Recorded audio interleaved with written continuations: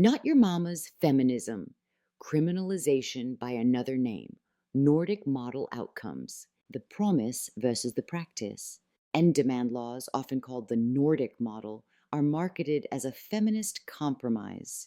Sex workers won't be punished, advocates insist.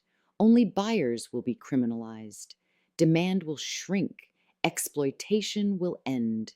It's presented as a clean solution to a messy problem, moral clarity without collateral damage. But policy doesn't live on paper. It lives in streets, apartments, courtrooms, and bank accounts. And when end demand laws are implemented, the outcomes tell a far messier story, one marked by increased surveillance, displacement, and violence, all concentrated on the very people the policy claims to protect. This isn't a failure of implementation. It's a predictable result of how criminalization actually works. What buyer criminalization looks like in real life. In practice, end demand enforcement still begins with sex workers. Police don't magically surveil buyers in isolation. They monitor ads, they track phones, they conduct stings, they stop, question, detain, photograph, and document sex workers' movements, routines, and associations. Even when no charges are filed, workers are flagged, watched, and marked as risky. The first outcome is almost always displacement, not safety. When buyers fear arrest, transactions don't stop happening. They move. Meetings shift to darker, more isolated locations. Negotiation time shrinks. Screening becomes riskier. Workers adapt quickly because they have to. Rent is still due. Food still costs money. Survival does not pause for ideology. The policy claims to punish demand. The lived reality is that sex workers absorb the risk. Third-party criminalization, safety, now illegal. End demand frameworks rarely stop with buyers. They almost always criminalize third parties as well, anyone who might facilitate the work. Drivers, roommates, security, website hosts, receptionists, and even friends sharing housing can be reclassified as criminals. This has devastating consequences for safety. Strategies that reduce harm, working indoors, sharing space, having someone nearby, using digital platforms, relying on community accountability, are systematically dismantled. The law doesn't just remove dangerous options, it removes protective ones. When safety itself becomes a liability, isolation becomes policy. If it were any other job, to understand how absurd this logic is, it helps to ask a simple question again and again. What if this thing were criminalized? What if we decided construction work was too dangerous? So instead of improving labor protections, we criminalized hiring roofers above a certain height. Roofs would still need fixing, workers would still climb, but jobs would move underground, wages would become more volatile, and oversight of safety would disappear. No one would call that worker protection. What if commercial fishing were deemed exploitative and we criminalized purchasing fish caught during storm season? The boats would still go out, the risk would increase, workers would face more pressure to take dangerous trips quickly and quietly. Harm wouldn't disappear, it would intensify. What if we addressed workplace injuries in warehouse labor by criminalizing companies that place large orders during peak seasons? Demand wouldn't vanish, it would become more frantic, timelines would tighten, bodies would absorb the cost. In every other labor context, we understand this instinctively. Criminalizing the transaction does not make dangerous work safer. It makes it riskier, less visible, and more exploitative.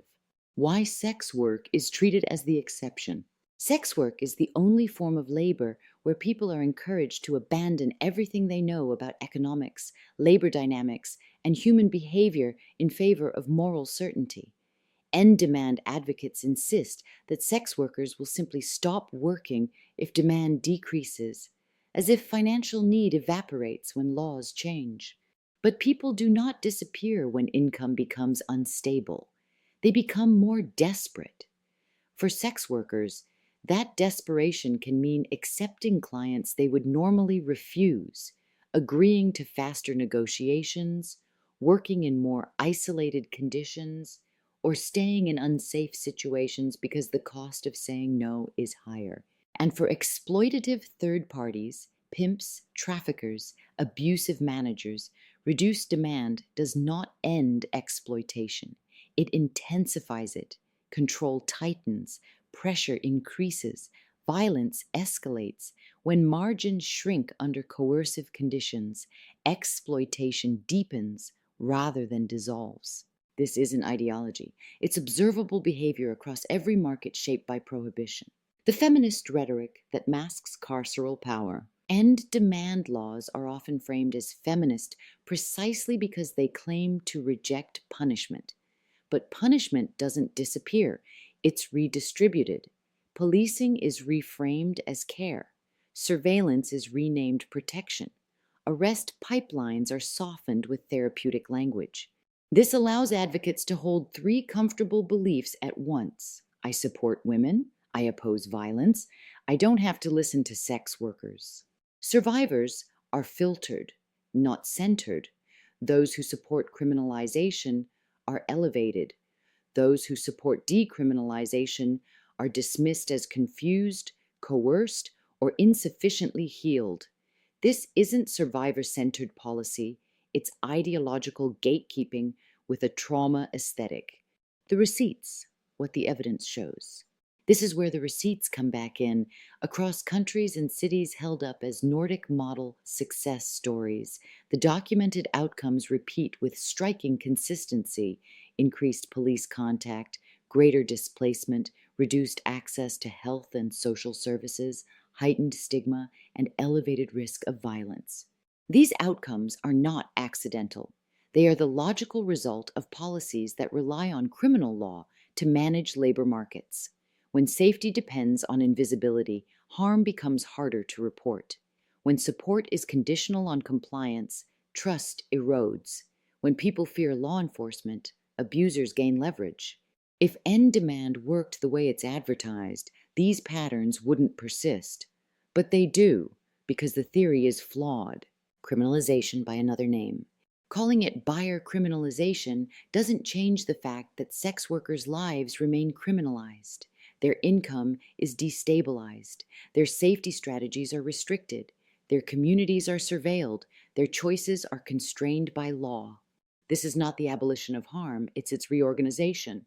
The question feminism must answer: what if we applied this policy logic consistently? What if we addressed labor market dangers by criminalizing the people who purchase the service rather than investing in safety, labor rights, and resources? What would that world look like?